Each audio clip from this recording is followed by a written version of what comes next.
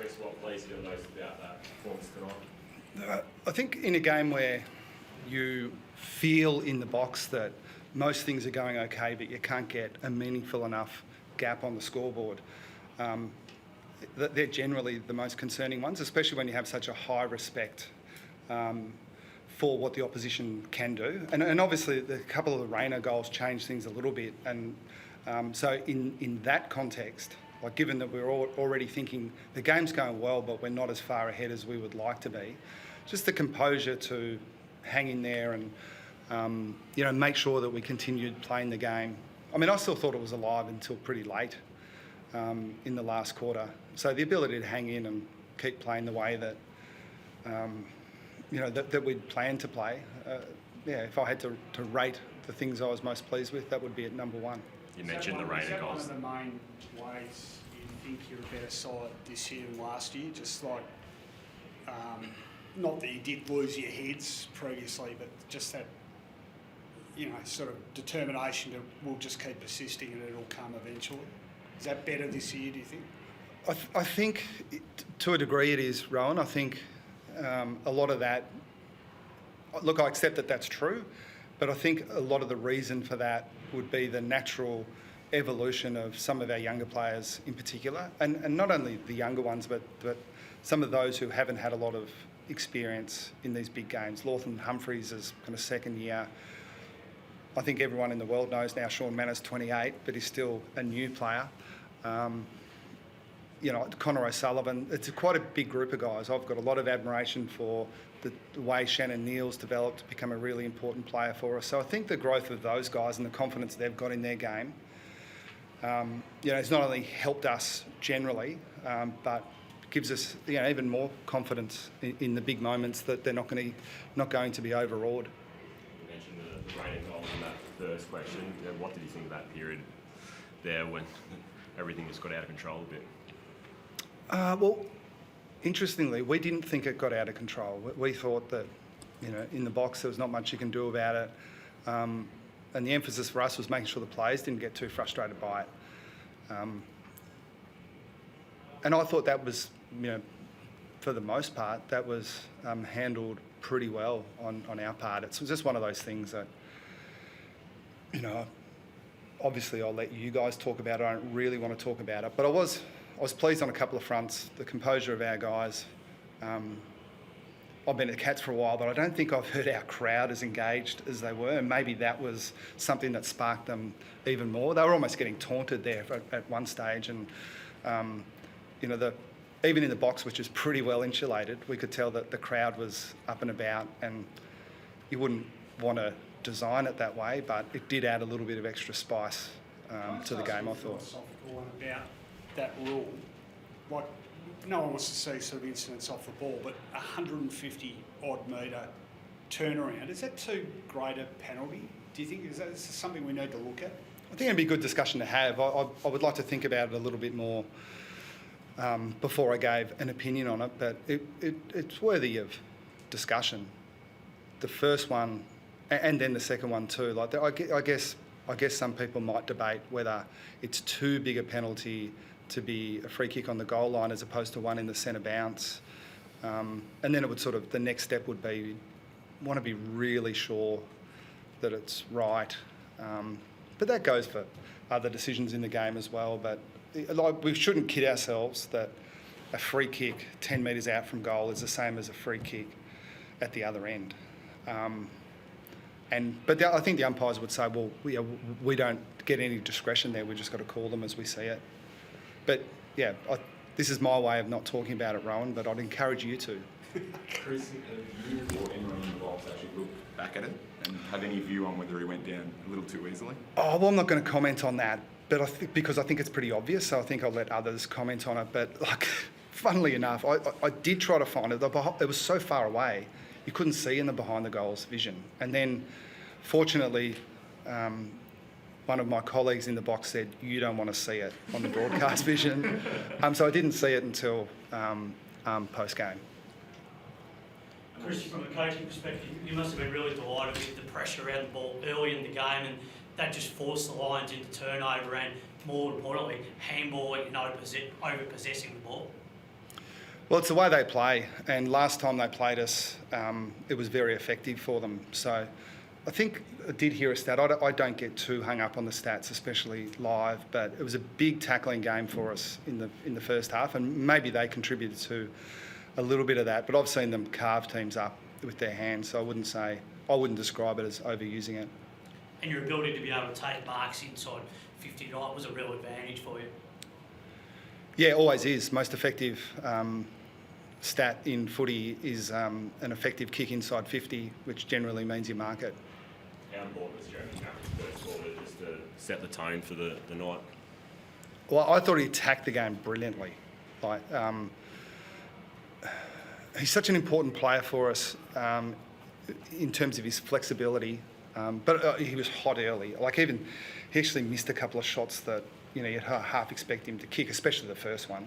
And so that, like, it's hard to engineer this stuff. It's a bit like stating the obvious. It'd be nice if Jez was hot early, but when he actually is, it really energises the rest of the group. That was a good sign for us. That mark inside 50 stat, so you guys took 21. You restricted them to 6. That's pretty phenomenal. Like your defence tonight, team defence, not just like the back six, was fantastic, wasn't it? Yeah, and they do play a slightly smaller forward line than is traditional, but they can all mark it. Rayner's such an important player for them, Loman, Cameron. They're almost small key position players, those guys. So we needed to be on our toes there. But I think it was a bit of a pressure up the ground as well. And then at the other end, the marks inside 50. We've played a pretty similar forward line for a long time now, and that cohesion, what we think is helping us. How did you see Mark Flipsar's work in the ruck? It felt like he stepped up, especially in clearance early. Yeah, I just want to keep a bit of a lid on it, but it's bursting out of me that I just want to speak glowingly of him. He's a marvel, what he's been able to do, and it was a bit confusing and frustrating, especially for Reece Stanley, but there wasn't great certainty for us in the lead up to the game. But it shouldn't have been a surprise that Mark just stepped up and, right, whatever you need me to do, I'm confident I can do it. And he gives us a bit of a different look in there. But again, I'll go on for too long if I talk about how highly I rate him. Where do you think that game sits among Ollie Dempsey's best games? He's been pretty good. Yeah, he's been pretty good. I mean, he's one of those players that has come from a non-traditional pathway. He's a rookie who hadn't played much footy at all, and he's changed the way we play, which is high praise. Not many players do that. I mean, some guys do just by virtue of the fact they're a number one pick and they come in and take the game by storm. He's done it a little bit differently, and to play that well in a big finals, credit to him. Just back on Reece Stanley, do you expect him to be available in a couple of weeks? No, it's a complicated one for us that we just want to wait a little bit before we communicate and potentially make an error. And obviously it's sensitive because I think it's unlikely that he would have been right to play next week. But then it sort of makes the timeline a bit challenging, and we would hate to put something out that is misleading. So we'll just wait to get some certainty on that. Could you see yourself persisting with the blitz ups and the ruck thing, regardless though? Oh no, he'd be in our team, Stanley. Yeah, he's had a terrific year. I don't think I should say this, but he's been one of the very, very high value players around the competition, because it's hard for people to judge because they just don't know what percentage of the salary cap players take up for the most part. And at his age, to be playing the way he has played this year is a real credit to him. And yeah, I'd hate to give any impression that we wouldn't be a better team with him in it. Can I ask you one about Max Holmes? Milestone game tonight. There's obviously a lot of focus on his running capacity. Do you think sometimes his footy smarts get overlooked a bit? I overlooked them early in his career because he was such a good athlete. I assumed that we were bringing a guy in with elite track and field attributes. And when you see him run, it's like watching Shannon Neal run. It's just a thing of beauty.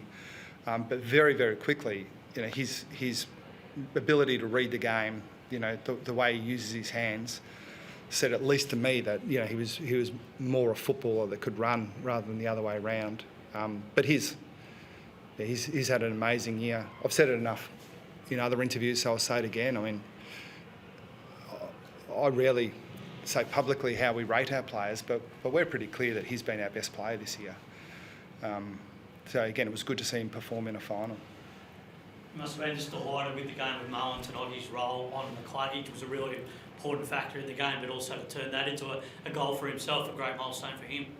Yeah, generally the players and the coaches are very finely attuned to the players that haven't kicked goals and get a bit excited when they do. Osh has missed a few gettable ones in recent times, but yeah, another example of a player that's become important to us. Just one on the break, so this thing about the pre-finals bye, you'll play one game in 27 days or whatever when the preliminary comes around. You're in that position last year. Is there anything you'll think about changing, or do you do the same as what you did last year? It's always a little bit different. But I can't think of anything that we would change as a reaction to last year. We thought we went into the prelim really well prepared, and it was a great game of footy. We were in a pretty good position for a large part of that game. So it's, without going into the minutiae, there were some issues that night that you kind of look back on, even with the time to review it and think, that's sort of a bit of a 1 in a million situation. I don't think there's anything in our prep that contributed to those issues. And the way I like to think about these things is it may not be ideal, but if they gave us the choice, we'd take the week off. So even if it's, it turns out not to be right. And how many years have we had the pre-finals by? It's nine out of 16 preliminary finals now have been won by qualifying final winners since it came in. Okay. So, but prior to that, though, it was like 17 out of 18. Yeah. So the percentage is down to a bit over 50. Yeah, it's interesting. It may speak to the evenness of the competition. I mean, I said for a long time in this season that I think there was a bit of commentary around the separation between the top 9 and the bottom 9. I thought the more interesting story was how good the top 9 were. Like, it's just remarkable that a team with the Bulldogs' percentage and their win-loss could miss the finals. And it just seemed to me that for a long time, all those teams would think they could beat each other. And I think that probably speaks to the way the competition's been engineered now, that there are just so many good teams. Like, I would look deeper than the pre-finals bye to the reasons why qualifying final teams are going on and winning prelims. Probably less of a reason to give the bottom half the 8 a leg up than if they're more even. Oh, Rowan. It's just a hobby horse.